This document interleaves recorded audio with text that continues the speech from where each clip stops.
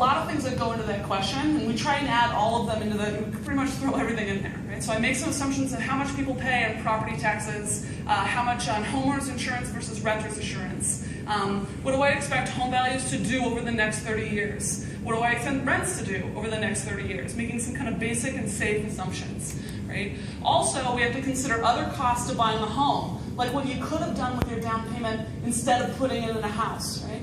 You could save your money by buying a house, or you could save your money by buying stocks and bonds, right? So I also assume that if you rented, you would take the money that you didn't have to spend when you bought that house, and you would save it and earn 5% interest.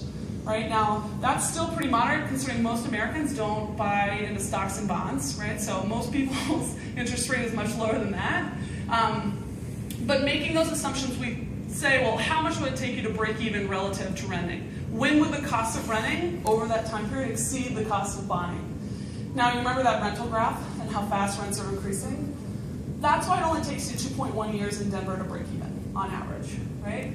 Because as rental prices go up, well, it's going to make it, buying a house is in some ways insurance against future rent increases, right? So when rents are growing up quite fast, right, buying is starting to look really good in this area, especially when you can catch at lower interest rates.